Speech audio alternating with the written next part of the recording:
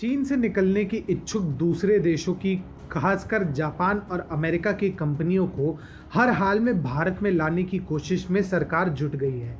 और ऐसा लगता है कि उत्तर प्रदेश की योगी सरकार इसमें सबसे आगे रहेगी। कई विदेशी कंपनियां तो यूपी में आने की कवायद शुरू कर चुकी है।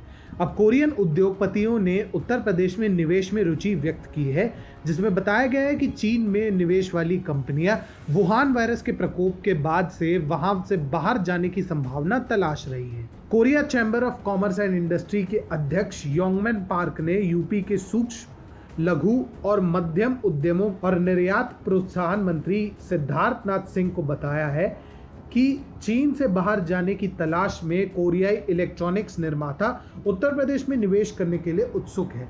बता दें कि केसीसीआई कोरिया का सबसे पुराना और सबसे बड़ा व्यावसायिक संगठन है। ये एक विशेष अधिनियम द्वारा सार्वजनिक कानूनी इकाई के रूप में स्थापित है और साथ ही में ये 73 क्षेत्रीय चैम्बर और 100 से अधिक प्रमुख संस्थानों और वाणिज्य और उद्योग से संबंधित संगठनों से बना है।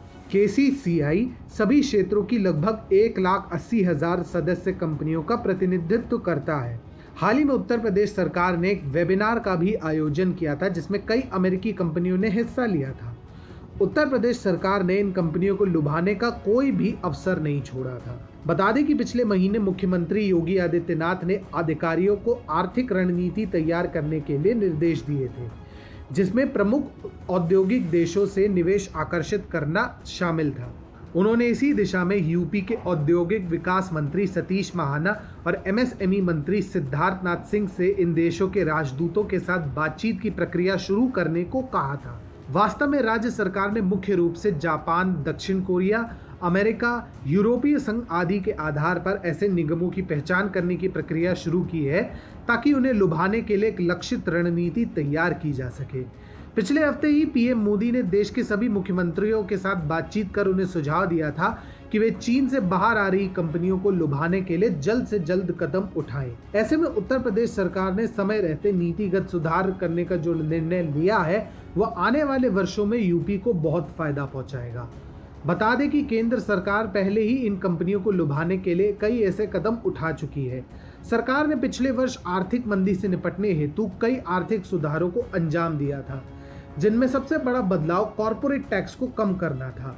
सरकार के इन आर्थिक सुधारों का ही परिणाम है कि अब बड़े पैमाने पर दक्षिण कोरियाई, अमेरिकी और जापानी कंपनियां चीन को छोड़कर भारत आने को लेकर उत्साहित हैं। योगी सरकार इन कंपनियों में खूब दिलचस्पी दिखा रही है। वुहान वायरस के बाद उपजे स्थिति को ध्यान में रखते हुए और चीन से कंपनियों को बाहर जाते देखकर उत्तर प्रदेश में योगी सरकार ने दोनों हाथों से इस अवसर को भुनाने की योजना बनाई है। सीएम योगी आदित्यनाथ ने नौकरशाहों को अतिरिक्त लाभ के साथ एक विशेष पैकेज तैयार करने का निर्देश दिया है, जो इन कंपनियों को दिया जा सकता है। ये उत्तर प्रदेश के मुख्यमंत्री योगी आदित्यनाथ के कारण ही संभव हो पाया है कि आज नोएडा में सैमसंग ने दुनिया की सबसे बड़ी मोबाइल मैन्युफैक्चरिंग यूनिट स्थापित की है।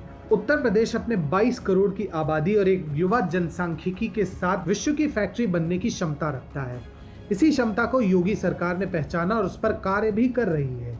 ये उत्तर प्रदेश के लोगों के लिए किसी वरदान से कम नहीं होगा, क्योंकि इससे अपार संख्या में रोजगार के अवसर बढ़ेंगे।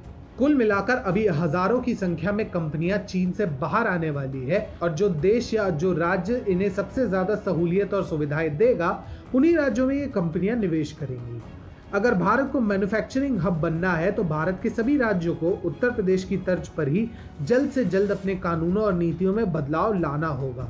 अगर भारत के राज्य आगे बढ़ेंगे और आर्थिक विकास करेंगे, तभी देश भी आर्थिक विकास कर पाएगा।